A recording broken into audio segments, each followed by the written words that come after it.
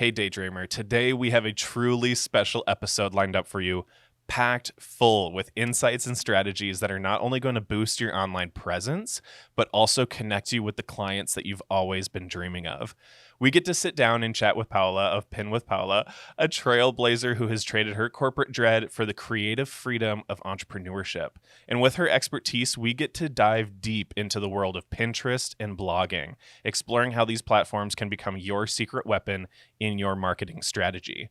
So whether you're a seasoned photographer or just starting out, this episode is designed to equip you with the tools that you need to enhance your brand, attract your ideal clients, and transform your business using powerful online marketing techniques. So grab your notepad, settle in, and get ready to be inspired as we uncover the art of attracting clients and amplifying your reach. This is the episode that you are not going to want to miss. So let's jump in and transform your wedding photography business together. Hey, I'm Asher James, and in this podcast, I'm going to guide you to all of the tips and mindset shifts that you need to get you out of your dead-end day job and into living your own daydream. I'm so excited that you're choosing to show up for yourself today and to learn and grow as an entrepreneur. Now, let's dive into the episode.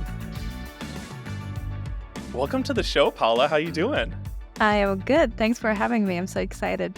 Dude, I'm super pumped, and we're just going to be able to deliver, I think, so much value to people because Pinterest and blogging is always one of those things that I think people get really scared of because it's like the unknown, or at least for me, like I don't really spend a lot of my time on Pinterest. I'm more like familiar with blogging, but I also understand how important and pinnacle it is to have Pinterest as a wedding photographer, just in the wedding space in general, because a lot of people are on it.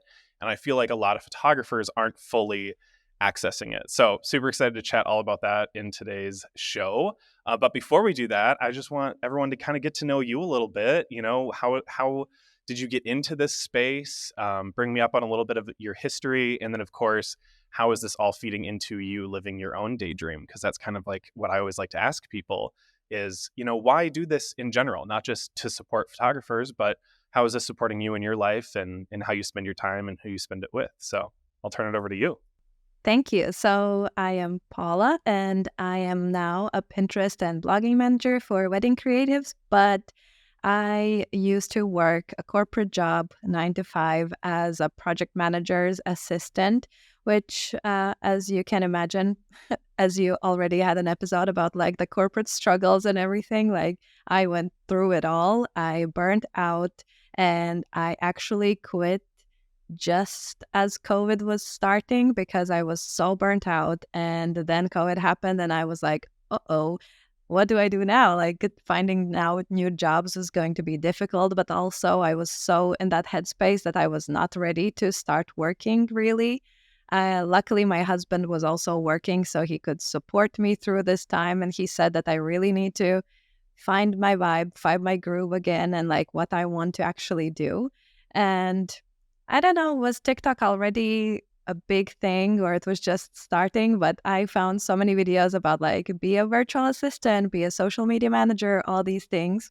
So I thought, why not give it a go? Because that sounds creative. It sounds fun. I get to be my own boss because a lot of the things that I did not like about corporate was like these constant deadlines that don't even make sense, this crazy workload that you cannot control really, and all these things. So I thought just being my own boss, not even asking for sick leaves, nothing like that, because try getting sick in corporate, right? Yeah. Yeah, you can only be sick a certain amount of times a year, so you have to plan them out because that's definitely something that you can plan for, right? Yeah, exactly. Sorry, Or just like super salty about it. I know, same, because we just had like this ability to work from home, but even before COVID in the company, we got the ability to work from home, but the manager just wanted us in the office all the time, and I was like, no, this is not what I want. Like, I don't want to spend this extra time commuting. Like, I can also like vent about all the things I really didn't like about corporate. But yeah, so I started doing Facebook and Instagram management, and I was like really broad with my niche. I worked with a bunch of different people, and while the people were great, I did not feel the passion for their businesses as much. Like I did not enjoy their businesses because a lot of them were honestly some shady coaches. I really don't want to like call it out. Like as people, they were great, but like the coaching industry is still sometimes hit and miss with different people. And while I love coaches and I hire them all the time for my business, there are like some of the areas are a little like shady, I will have to say. And also Facebook and Instagram, as a lot of people listening to this podcast will probably also admit that it's difficult to manage. So if we cannot manage them for ourselves, then like managing it for like tons of people started to feel like corporate again. Like it is like so time consuming and it just had so many moving pieces all the time, while blogging and Pinterest just felt more simple and also more creative. And it's that kind of work that you can really, as I'm doing right now, I am batch creating work so I can take time off at the end of the month for my clients. And like, you don't even know that I'm not in the office technically. It just gives me so much freedom for my own time. And I know that I'm giving freedom to my clients who don't want to do blogging and Pinterest themselves. So I feel like it's a match made in heaven. And why I kind of pivoted specifically for wedding creatives is that I'm just really passionate about the industry. I wanted to be a wedding planner when I was growing up. I was watching J-Lo's movie with Matthew McConaughey, like the wedding planner. I was all over it. It was like on repeat on my TV all the time. So that's like where it started. And then I developed like even more of a knack for photography when we were getting married with my husband now. So I just thought like it's such a precious space and it's so needed for people, and you are creative. I am creative. Why not put this all together? And like the joy it gives me to like listen to Taylor Swift while I cull through galleries is insane. Yeah, absolutely. Oh, I love it. I love it. So let's dive into the Pinterest side of things here a little bit, because I know you do Pinterest and blogging. So we'll get to blogging in a second. So through that whole journey of, working in social media and then wanting to work with wedding creatives specifically, and then now working with wedding photographers a lot.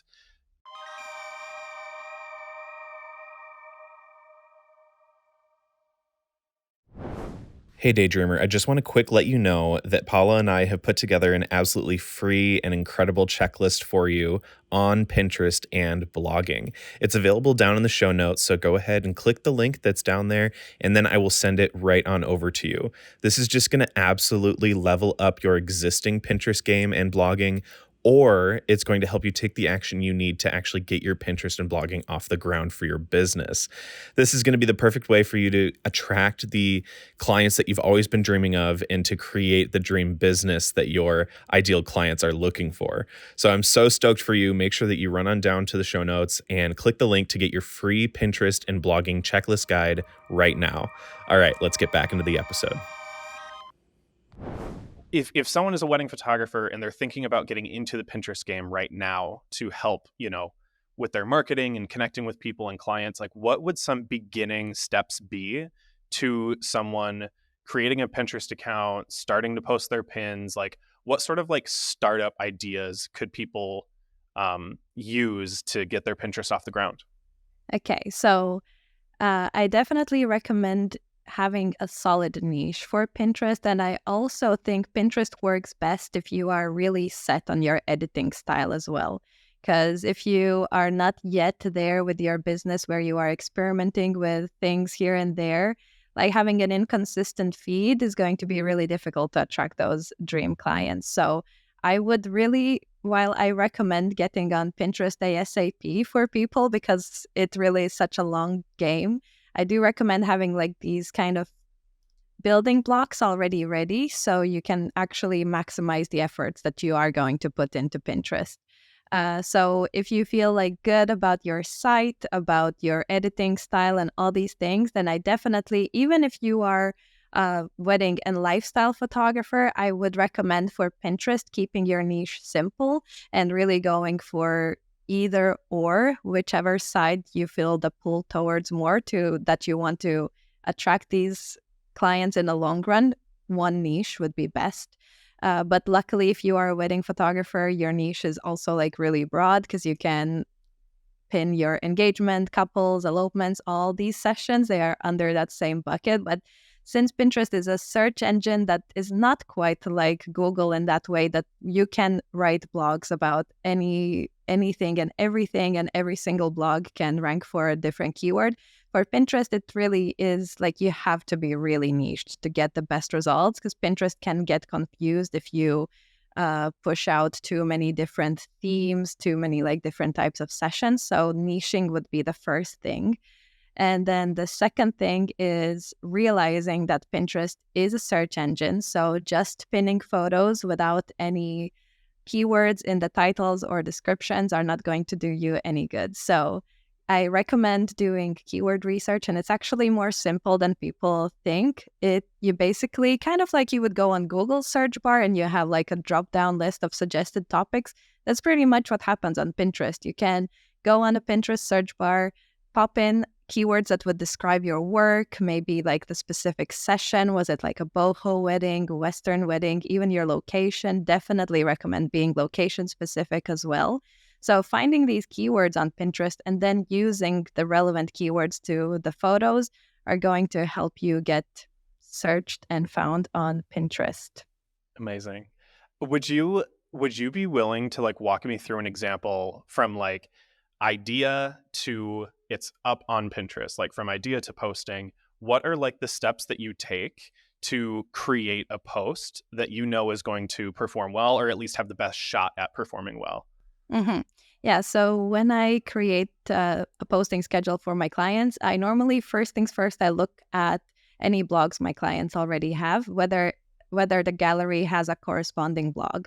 If it doesn't, it's fine. I don't want this to be like another roadblock where you should not go on Pinterest. Like, you can pin without having blogs, but they really help in the long run, because when people actually click on the pin, they get to your specific blog that is about that session and they see more photos of it, and then it like the conversion rates are higher that way.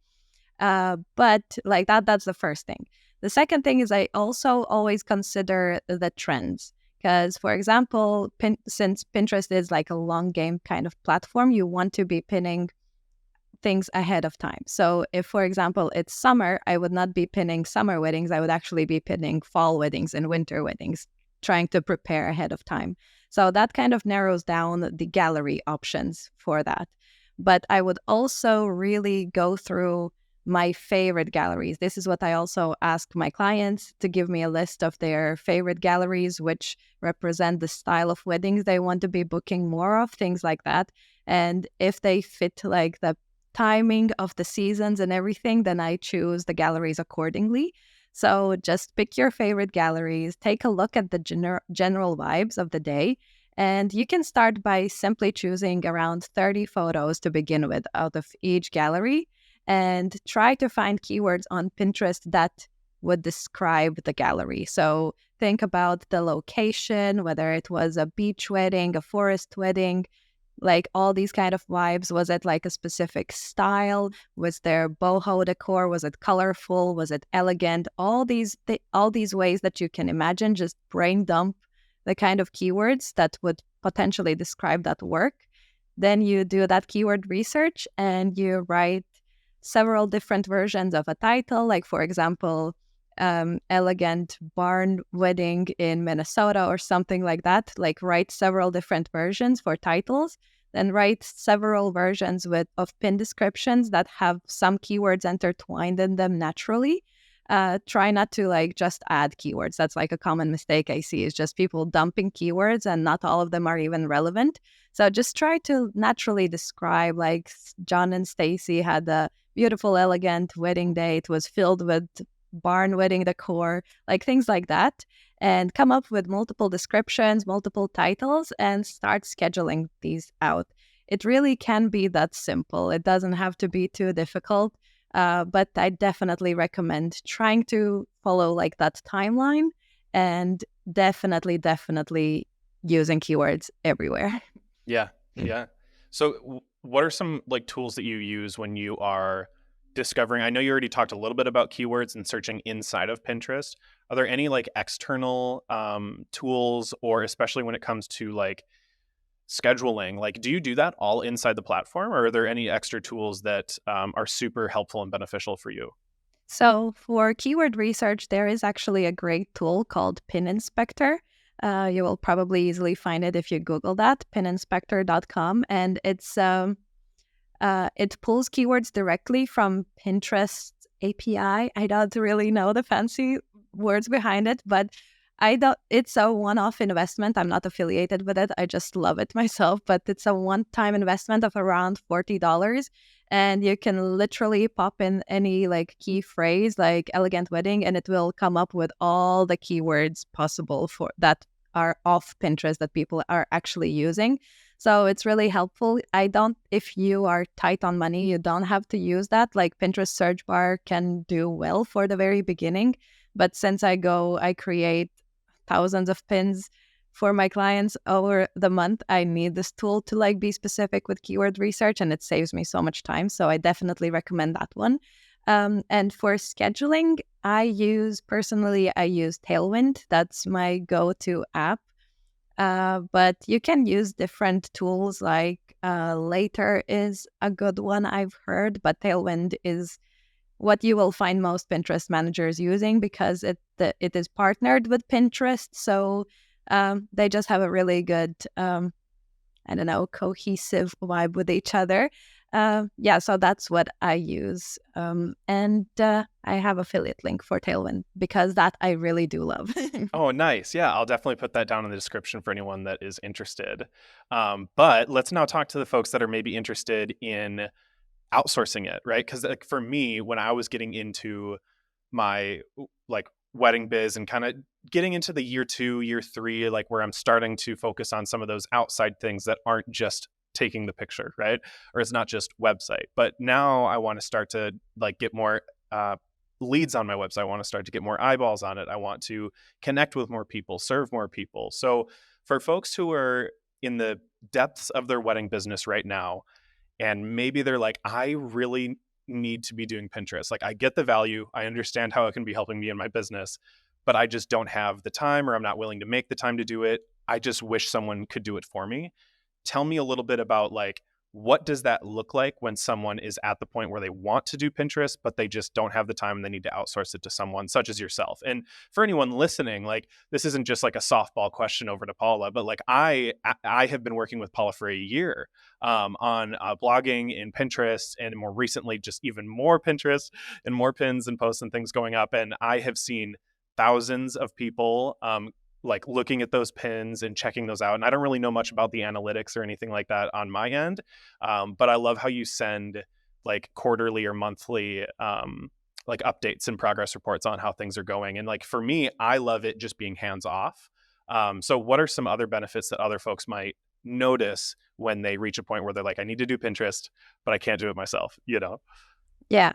So Pinterest really, what is a big thing when photographers come to me, they are tired of only marketing on Instagram because that is just so like hands-on, consistent thing that you have to be doing because you get punished when you don't do it.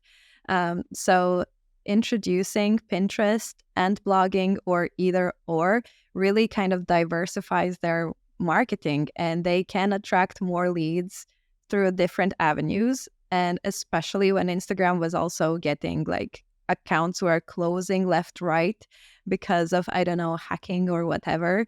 And just losing the only way you can reach your clients and market your business really freaking sucks. So you definitely always want to have these avenues open for others.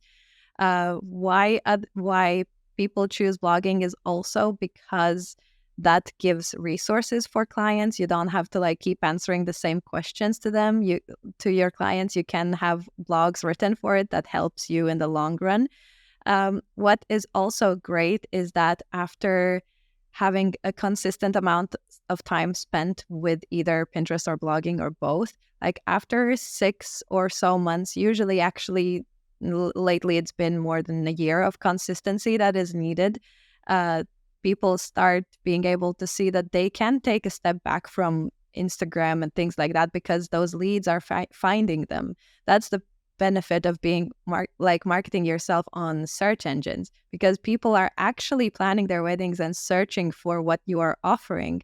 And if you are not on Pinterest, if you are not being found on Google, you are missing out on so many clients that are ready to book. You don't need to like go and text someone, search a hashtag like recently engaged or something like that, and try to actively find people when they are already looking for you. I hope this actually answered the question. No, it does. It does. It's huge, and it just goes into a question that I didn't ask yet. I probably should have started with that, but like the benefits of Pinterest, right?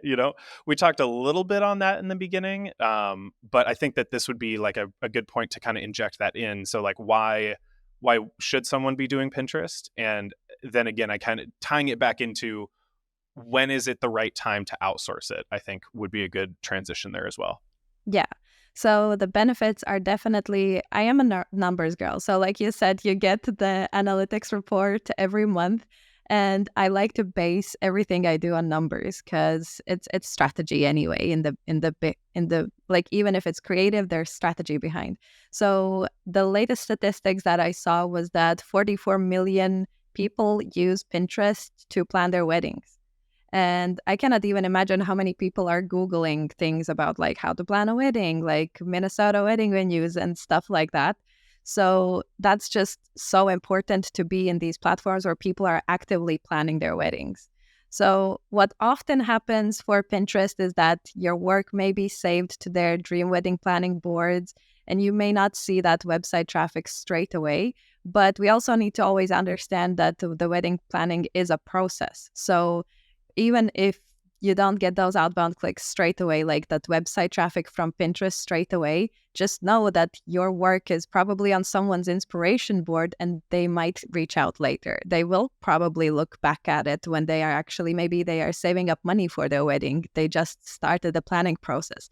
So that is just the biggest benefit, that people are actually, so many people, so many couples are planning actively their dream weddings. And a lot of wedding planners use Pinterest to help their clients dream up their weddings. So often, as I've heard from wedding planners I worked with, that people actually book others from those inspiration boards. So if wedding planners are also using inspiration, if you are using Pinterest for inspiration for your sessions, so how can you not imagine that other couples are also using them for planning their dream days, right? Yeah, so that is the main thing. It's just this, people are active. They are actively buying, they are actively investing. They are at that next stage to actually take the leap, book that vendor, and like get those questions answered. So they are much further in the journey usually than if they are just, I don't know, if you are coming across the couples on Instagram randomly, for example.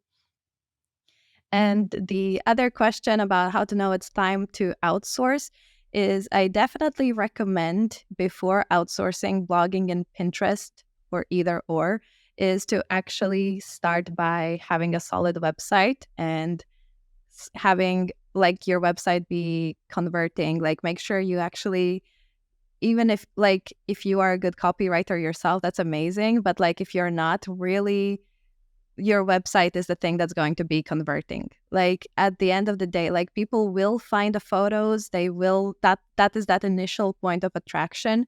But if they cannot navigate your site, if it's not loading quickly, if they suddenly end up on a 404 page that is no longer existing, like you've just lost that client. So before you outsource Pinterest and blogging, definitely make sure that you love your work, your style is consistent, you have a solid website and copy. And actually shout out to Asher for the episode about the like website conversion and website storytelling. It was so good, and there were so many good points of easy fixes that even if you cannot afford a web designer, just adding those little things that Asher said are going to be so helpful in making your website more converting.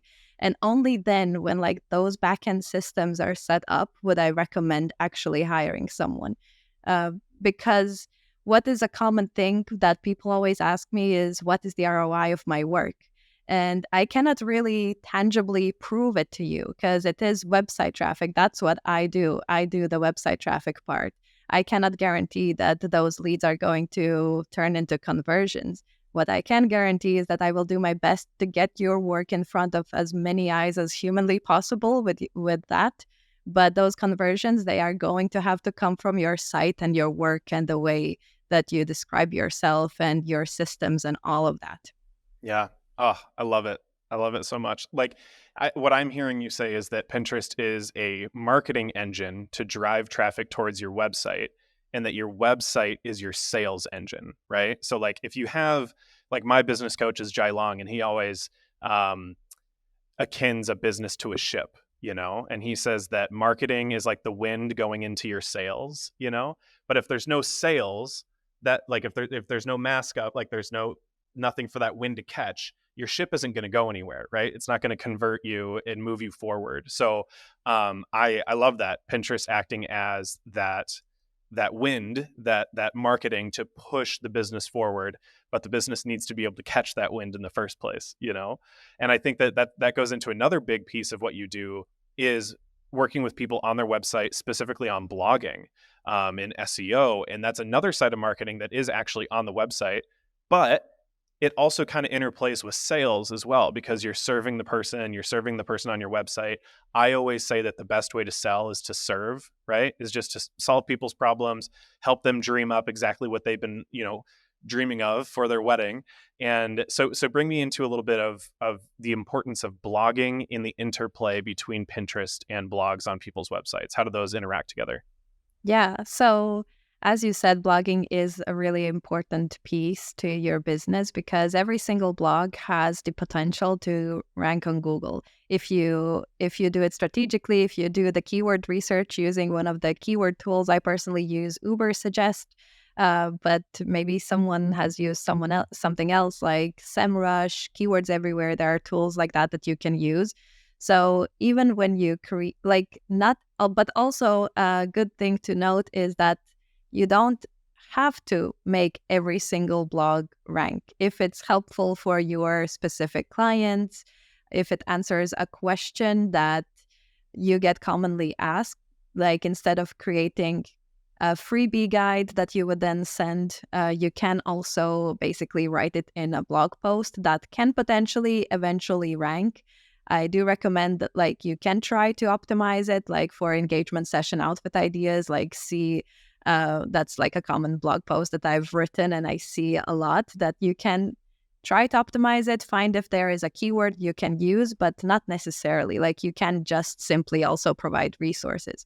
I think that's so huge. Like, a lot of people, I don't think, understand that you shouldn't be writing blogs for Google, right? You should be writing blogs for the viewer, the person on your website. So I think that always making sure that you're keeping that blog to be written towards a human is the first priority. And then if you want to help make it rank, there's certain strategies that you can do there, right? Yes, absolutely. And other ways that blogging helps you is you can, as I mentioned, like you can target certain keywords and they can be local to you. Like you can try, like we wrote for you a Minnesota wedding venues blog that was doing really well on Google for quite a few months. And you can use these kind of resources to attract local clientele, but make sure that those blogs, when you talk about the wedding venues, you add value about those wedding venues, but don't forget a call to action at the end to, like, say that if you're looking for wedding venues, you might be looking for a photographer as well. So try to tie it back into your services in case people find you. And always sprinkle your photos throughout the blog. So maybe people actually think, oh, this is a solid resource, but I do love the photos that you're putting out as well. So that really helps with that. But And what is a it's such like a cross-pollination effort too, like when you write a blog, like send it to the people that you feature in it, like when we wrote that blog about all of the different wedding venues in the area, like, again, yes, it's directed towards someone that's looking for a wedding venue, looking for a photographer, but also the wedding venue owner themselves may love that blog. And I've had a bunch of people reshare either that blog or other blogs that we've done that are just about like a wedding at one venue. And I kind of structure the whole blog around, just that venue. And I have seen, venue owners respond to that really well and then ultimately share it with their audiences. And so, yeah, that cross pollination effort, I think people underestimate as well. So don't forget to send it to the people that you're featuring in it, or collaborate with them on it, you know? Yeah, yeah, because even with blogging and Pinterest and Instagram, like word of mouth and networking probably is one of the strongest ways to market your business. Like most of my, like I really suck at my own marketing. I am I don't want to admit it, but I really do. But on the bright side, I have such strong network built with like my clients and just people around. And that's how I've been getting most of my personal clients. So I am like the shoemaker with no shoes. I have blogs up, but I haven't touched my Pinterest in a while. But that's besides the point. Another way that you can use your blogs is to also, even with like the Minnesota wedding venues, you hadn't actually shot a wedding in every single one of them. But that's a great way to target those venues, like build a relationship. So maybe get on their like recommended vendors list or something like that. Like these are great ways to either include some specific venues you want to book more of, or maybe create uh, like a destination guide where you would like to visit, but you haven't been there yet. But you can totally like serve that audience. And if you serve the audience well and also include some of that keyword strategy behind, you are very likely to be found on Google by those clients that are And it's searching. happened. That happened Yeah, to me from that blog. I think like 3 of the venues that I wanted to shoot at that were featured in that blog that I hadn't shot at yet, I had booked for either 2023 or going into this year, 2024. Like, it's wild. that's amazing. Yeah, yeah. I love hearing these success stories. I know. And yeah, so another question you asked was the how it ties in my strategy together with Pinterest and blogging. So I do recommend that before it wasn't like that strict of a point when I started my business, but now it's coming more and more um, evident that that I need to offer mainly Pinterest and blogging packages together, or at least have people start with blogging and then move on to Pinterest, because those blogging resources that we can provide are so strong when marketed on Pinterest. And even if we don't create like educational blogs, even session blogs just perform so much better when you pin that gallery and you have photos going. Like people can see the whole timeline of the day, like how everything turned out. Because on pins, you will probably also be using a call to action. I definitely recommend that. So when you say, book me for your wedding or see more of this session, and people do not actually land from that photo onto that blog, it's kind of a disappointing client journey. So we want to be getting them to a point where they can immerse themselves in a wedding day, or actually also see that resource, whether it was like an educational blog. People use Pinterest like they would use Google. You can pop your blog title into Pinterest and see whether people are searching something similar as well for keyword purposes. And you can know if you can cross market that between each other. And normally you can. There are so many different keywords that you can use that there. But I definitely think that they go hand in hand these days to really give the best client experience from Pinterest to blogs, that the blogs are like really well written and useful to those inquiries. And to this point, I definitely want to add that in your contact forms, people definitely remember to add all the referral points that you can. So if people, they don't always fill it out properly, but it's good to know if they found you on Pinterest and they are booking you through Pinterest. So that's what Pinterest, even if photographers are on Pinterest, they commonly don't add that as the referral point. And then they often think that Pinterest is not working for them and they quit it, which Yeah, is a big mistake. totally. Totally. I definitely think that if you don't have it on your contact form, like what I do, I don't have it on my contact form because I want my contact form to be as simple and quick as possible. But after the inquiry call and after they book, I then send them an email and I say, hey, how did you originally find me? And I have that conversation, because tracking how people find you is going to inform you what strategies are working so that you can double down on those and not focus on the things that aren't working, So I 100% agree, because like you said earlier, it's really hard to track success on Pinterest, right? Because it's such a slow burn of marketing. It's not like quick firecracker marketing. It's a slow burn. It takes a long time. Um, and people may be seeing multiple of your pins, or maybe going to your website multiple different times, and maybe lose track of like how they found you in the first place. But I think, yeah, it's really important to, if you don't have it on your contact form, follow up with people later, and really ask, how they found you and how they came into your ecosystem and why they booked with you. I think that's really important. Yeah, that's a good point about some people have recommended to keep the contact form simple. So it's a good point that you mentioned. There's multiple ways to do it, of course, Totally. but Totally. yeah. I love it. So walk me through, just like kind of how you walked me through how you make a pin. How do you make a blog? So this could be for anyone out there that hasn't written a blog before, or maybe they have and they've just basically posted like some pictures and just written up a quick little thing about, like, we went to this location and da da da. But like, if someone wanted to start blogging sessions, or start blogging like resources and ideas, like best wedding venues in the area, things like that, just kind of walk me through a step-by-step of how to create a blog that is set up to be successful and potentially rank on Google, moving into whatever time it starts to rank in the future, whether that's, the next week, maybe it's 6 months, maybe it's a year, So walk me through how you make a blog that is sustainable and supportive of your website's goals. Mm-hmm.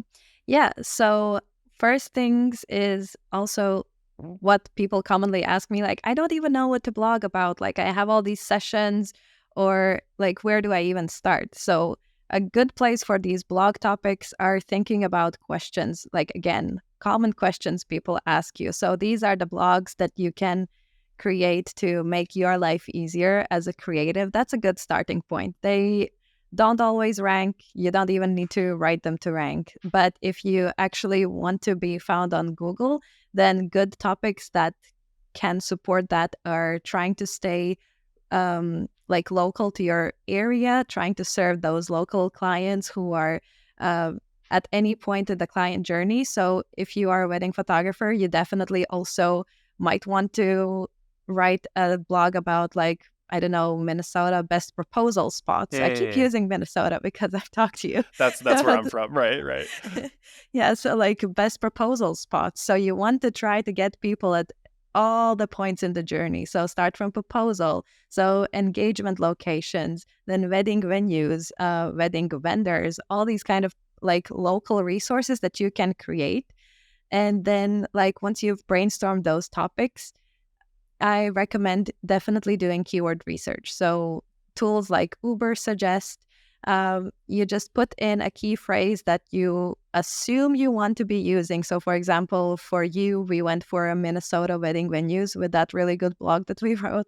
So that was, and then you want to check on Ubersuggest or any keyword tool. So you will want to see how many people are searching for that topic, and the search difficulty, like the SEO difficulty. I have noticed lately that I assume a lot more people are turning to blogs, which is, of course, great. But it also means that the competition for ranking is becoming more and more difficult. Like I've found when I've been doing so much blogging, particularly lately, that it's more difficult to find like a good SEO difficulty that you can actually target. But you definitely, just because those keywords don't look good, that good numbers wise, doesn't mean that you should not use them. Sometimes it's the only way, and sometimes it will just mean that it takes longer time for that SEO to like pile up and then rank. As for the numbers behind it, I recommend looking for search difficulty of at least 100 people, because then that means people are actually, well, regularly, like every single month, 100 people are searching for that query at least. So usually it's even more than that. However, if it's like a really niched area and there is under 100 people, just even use that keyword, because that means that the query is so niche, the location is so niche, that even if it's 10 people searching for it every single month, that's already 10 really hot leads, because that area is like really specific. So don't be put away if it's a smaller search volume for the keyword. And with the SEO difficulty, the number will usually be between 1 and 100. And everything that is 45 and less is like amazing because that's the easier search difficulty. And if it's higher than that, it just means Google will need much more time to potentially rank it, if even that is going to happen. Like, you don't know. It's really difficult to target those kind of keywords. People that can target those type of keywords that are really difficult, mainly they already have a very solid website traffic. They have loads of backlinks, like their Google presence is really strong, so they can go for these kind of keywords. So if you are a newer photographer and your website is really new, it's great, but it's new, try finding like lesser search difficulty keywords. That's the main thing there. Yeah. And And like you as said earlier, like it all goes down to just niching down. Even into specific topics within your niche, you can get really specific. Like one of my favorite blogs that we wrote is like how to prepare for rain on your wedding day. You know, like it hasn't been that, like I actually don't know if this is true or not, if it's been well performing or not. But again, going back to not just serving Google, but serving your client, I put it on my thank you page. And I have looked at the analytics, and a bunch of people click on it from the thank you page. So like after they submit their inquiry, I then like link a bunch of resources and I redirect them to a thank you page. And that's one of the things that I feature in there is like how to prepare for rain on your wedding day, you know? Yeah, I just, again, going back to serving people, even if it's like super, super niche, that topic could be really helpful for you, maybe in ranking as a new photographer, but also just as being a resource on your website too. Yeah. So that particular blog did not get much analytics, like Sure, sure. much growth, Yeah. but it was a long shot because the keyword, I believe, was rainy wedding day, and there was already so many like resources on Google. It was a Oh, sure. difficult topic, but So we that was wanted a to. more popular topic then. It was a more popular Oh, topic. Yes, interesting. I didn't know yes. that. Wow. Okay. I think it was still like in the mid 40s, the search difficulty, but it was kind of the long shot blog for that particular topic. But we wanted to write it anyway because it serves your clients. Totally. Um, Oh, and that's so yeah, interesting. I didn't even know that. yeah, I check your analytics once in a while to see like which keywords are ranking, and that the main keyword that we really targeted well was those Minnesota wedding venues that got like 50, 60 clicks every single month. Just that blog, that was your carry. And on your Pinterest, your main thing that is now really popping off is the blog that we did about the 2024 wedding trends. While on Google, it's really difficult to go for that because like the Knot has blogged about it, Vogue, all these big sites have blogged about it. So it was unlikely to get on page one very quickly, but it's doing so well on Pinterest because, well, we keyworded it. We did good with keywords there. And also people are looking for trendy wedding ideas on Pinterest. And it was so easy to target that on Pinterest and have them actually land on a proper blog that has it all written down and all that good stuff. And yeah, but to continue about making a good blog is basically what you already said, is to write it for people. Like you need to try to naturally incorporate that keyword that you are trying to rank for inside like your copy, inside of your subheadings. If you use WordPress for blogging and you have Yoast, it really tells you about how to optimize your blog, and that those are kind of the golden standard that you should be looking at how to make a blog good. Like include outbound links. So for example, with the venues, we linked to every single one of those, and internal links. So you give your people that land on your site like a journey, so that they go to your portfolio to learn more. They go to your contact page because they are ready to book after reading these. So you want to also within the blog create a certain journey if that's what the blog was meant for. Totally. Yeah. So tell me a little bit about some of the successes that you've seen with some clients that you've been working with. And I don't know if you can name anyone. I don't want to ask you to, but yeah, just bring me into like some of the types of photographers that you're working with and some of the successes that you've seen. I've started to see it on my website only just from a year of working with you. But yeah, bring me into some of those successes, whether they've maybe been overnight, or for anyone just listening and not watching, I like air quoted that, or maybe blogs or pins and things that haven't taken off for like a year after posting them, so bring me into some of those successes and what people rave about working with you. Yeah, so a common thing is that you just get tons of visibility. So not you don't get these conversions quickly, and sometimes maybe clients don't even tell me because someone didn't say that it was directly from Pinterest, so I won't know. But I've received so many messages from photographers screenshotting conversations that, oh, I just got my first inquiry from Google, or that I got like 4 inquiries from Google just because of like the blogs or the pins when people tell them that they found on Pinterest. And it's interesting that for one of my clients, we started like 3 months ago, and she only had 12 outbound clicks. So basically 12 clicks from Pinterest onto the website, and she got an inquiry straight away. So you don't have to have like loads of those outbound clicks, loads of website traffic to get bookings. Like just people being like really specific with the style of work that they loved, and the website was great, the journey was great. So she got that inquiry and booked that client later too. So those are like the kind of successes you can see, but sometimes it doesn't happen overnight. Like with you and I, we've been working together for a year, maybe a little less than a year. Yeah, just under. We're coming up to that year, I think, in like May or something like that. Yeah, something like that. And with you, we are now seeing like over 100, even nearing 200. I checked before the podcast, so I can give that number. Like nearly 200 people are visiting your site, mainly because of that wedding trends blog.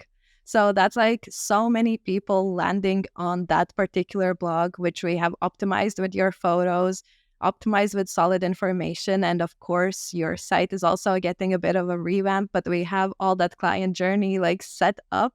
So if people find that information useful and they are also looking for a photographer, that they can book with you. Yeah. It's been amazing. It's been amazing. I'm so excited to keep working together as well, going into this year and writing maybe a 2025 like trends blog. Like we'll see. It's sneaking up on us. I've got like one client booked for 2025 already, which is crazy. But yeah, so thank you, Paula, so much for being on the podcast today and just like giving people so much value and things to work with. Like if you weren't taking notes on this first time around, make sure that you go back and you re-listen to this as you're sitting down at your computer and like just listen, pause, and then like do the thing that we're talking about, like try that out, make that pin. And when you are ready to maybe elevate that process a little bit and bring in a professional like Paula, I just want to kind of give you the floor. Like, how can people connect with you, with what you're doing? What does the next few months look like for you? And how can people just engage with your kind of universe? Yeah. So basically, I have a free Facebook group for photographers and wedding creatives. So you can find me on Instagram at pinwithpaula and just jump in that group. If you are not yet in a space to outsource, I am really trying to remove all the roadblocks for creatives to get on Pinterest and blogging, because I know the financial situation is not easy around the world. But I really recommend that we diversify our marketing. So get in there, ask me questions. There's trainings happening on how to optimize your account, like all the little things that you need to do if you're just trying to DIY, but you want to do it properly. I am there because I am a one-woman show, so I can only take as many people to work with me on my management packages. So that's quite limited spots. But I definitely want to encourage and support as many wedding creatives as possible on this journey, especially as they are DIYing, because I believe in the power of Pinterest and blogging so strongly that I want everyone to be on there and I want to help as many people as possible. So those are, and yeah, if you actually don't want to do it yourself and you love your website and you have the extra money, then hire me. Yeah, let's do it. Definitely go hire Paula. Oh my gosh. It's been a dream working with you this year, and I'm just so honored to have you on the show and to just be serving more people. So thank you everybody for listening. Thank you, Paula, for being here, and we'll Thank you see y'all so in the much. next one. Yeah, thank you.